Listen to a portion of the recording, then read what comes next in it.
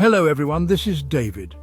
In this video, I'll be translating and summarizing the latest Urdu broadcast by Shahbaz Gill to make it accessible for our English-speaking audience.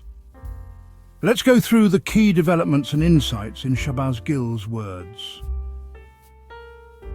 We'll begin with the most important news of the day, starting with the press conference by the DGISPR. Today, the Director General of Inter-Services Public Relations, DGISPR, held a joint press conference with the Interior Secretary. The main focus was on terrorism and India's collaboration with domestic traitors, but several significant and serious points were also raised. We'll analyze each of these.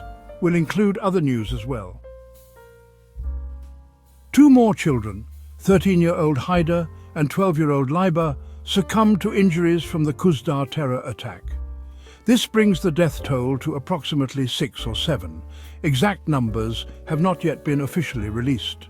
There were 40 children on the bus. Many are still critically injured. I urge everyone to pray for their swift recovery and for patience and strength for the parents of the martyred children. These are our own children, and we must not remain silent about their pain. We must also not forget the 4 children martyred in Waziristan. They are equally ours. We are circulating their pictures draped in the Pakistani flag, and rightly so. Whether it's the Kuzdar attack or drone strikes in Waziristan, the state must take ownership of what has happened, whether done by TTP or the state itself. Investigations must be launched either way. Don't differentiate between the martyrs based on location or ethnicity.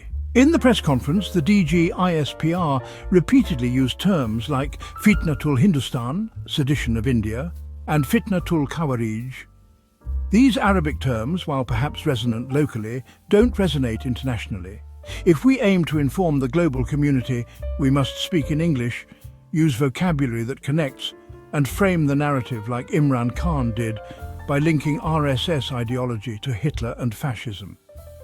Sadly, the DGISPR continues to address these matters in Urdu, limiting international outreach. While we support him on issues of national security and terrorism, we oppose the military's interference in politics, judiciary and business. This press conference should have been held by political leaders, not by uniformed personnel or bureaucrats. If elected representatives, even those from Form 47 elections, had spoken, the world would have listened. When a Prime Minister like Modi, whom I strongly criticize, speaks, he is still an elected leader and the world takes him seriously. A man in uniform will not be taken seriously internationally. Dictatorships and military rule are always questioned. Please let politicians, no matter how flawed, take the lead in such communication. The DGISPR called Mariam Baloch a terrorist and an Indian proxy. Her lawyer Iman Mazari responded strongly, highlighting that Mariam's father was abducted and later returned as a mutilated corpse. Despite that trauma, she pursued non-violent activism and civil rights, not armed struggle. To call her a terrorist without evidence is irresponsible. If you have proof, present it to the nation. Otherwise, labeling dissidents as terrorists damages the credibility of the state.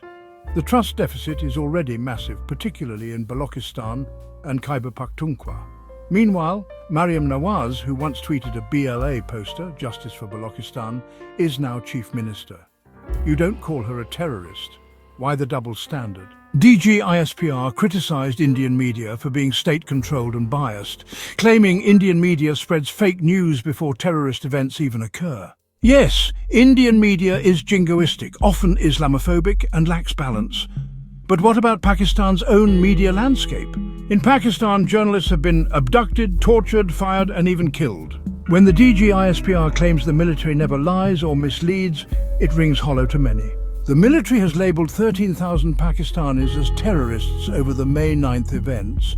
You called Imran Khan a terrorist, labelled diaspora journalists like Moeed Pirzada as fugitives. Why should the public believe you now? In closing, the DGISPR said, "Falsehood cannot prevail, truth always wins, even if the path is long and hard." That is absolutely true. But ask yourself, how long can you sustain narratives built on lies? Eventually, truth will prevail. When India attacks, we stand with the military without question. But that doesn't mean the military owns Pakistan. This land belongs to all of us. Freedom of expression, civilian supremacy, and democratic norms must be upheld. Let politicians, no matter how you view their legitimacy, be the ones to speak to the world. Let the truth, not uniformed narrative management, define Pakistan's position. That wraps up our translation of Shahbaz Gill's video. I hope this English version helped you understand his message better. Please like, share, and subscribe to Public Lens to help our community grow. Don't forget to leave a comment below and let me know what you thought of this effort.